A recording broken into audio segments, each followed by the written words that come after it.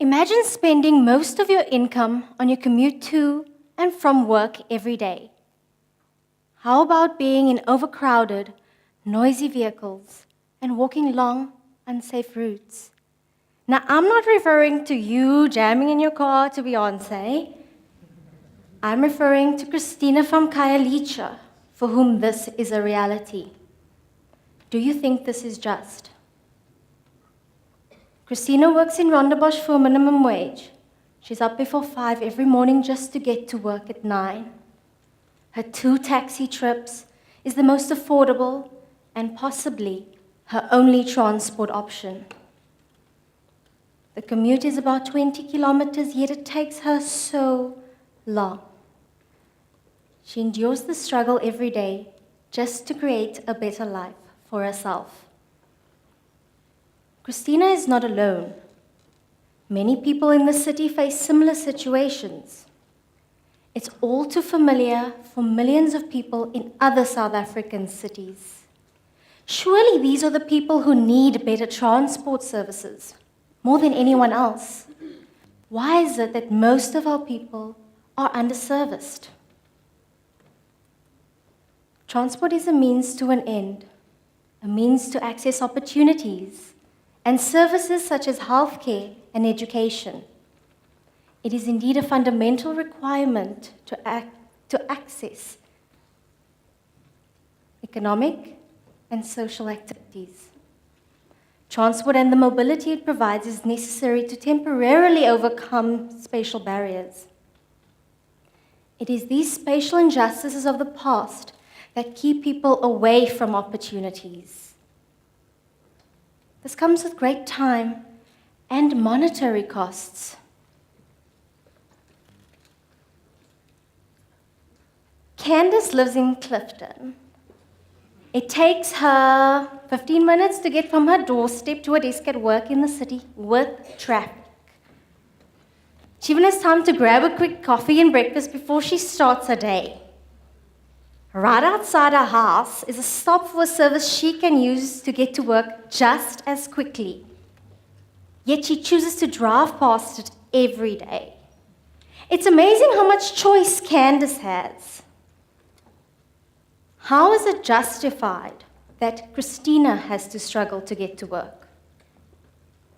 The next time someone you know arrives late, take a moment to consider the obstacles they have had to endure just to get there.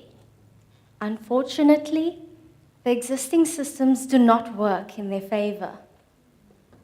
Looking at local government spending, how is it justified that the services that have been provided have a greater tendency to favor those who are more well off?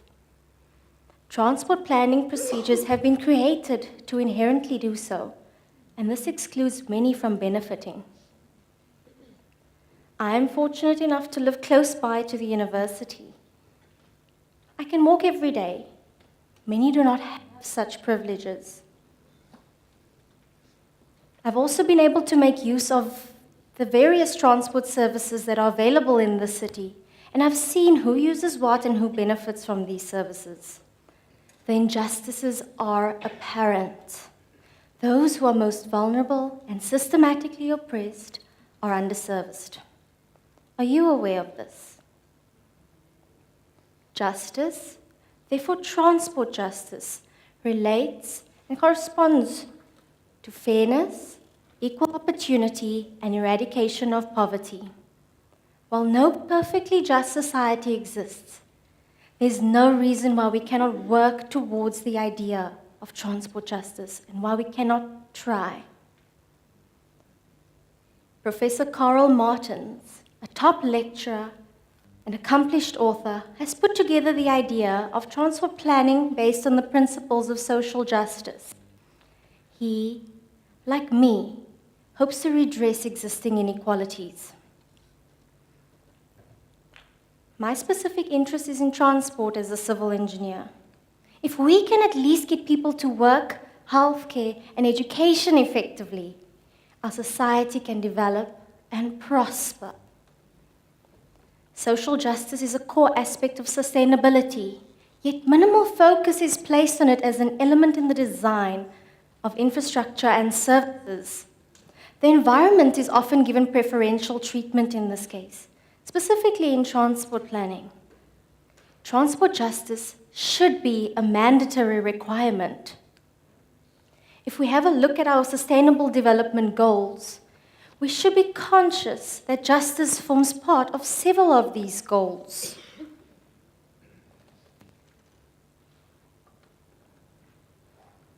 It is tired, overextended Christina who needs affordable, reliable, convenient, and safe transport options. Services that have been designed for her and many users like her, because they are the ones who require better services. CapeTown itself is a developing city, smartly disguised as developed for much of the population. Many of its citizens do not get to reap the benefits of the services which have been provided. People are different, they have different needs, and yes, some needs can and should be considered greater than others. Many may not want special treatment and prefer equal treatment, but it's special consideration that is necessary for redress and development. I firmly believe that social injustices of the past cannot even begin to be undone unless we first design, develop, and implement services for the users who need it most. My field of study investigates key aspects within the idea of transport planning based on the principles of social justice. With the incorporation of human-centered approach, these ideas may just make a difference. Firstly, we identify diverse population groups within the city and assess their transport needs. Then we can compare what is available and see who we should prioritize when allocating these services. We can then take an empathetic look at how to best develop for the people who need it most.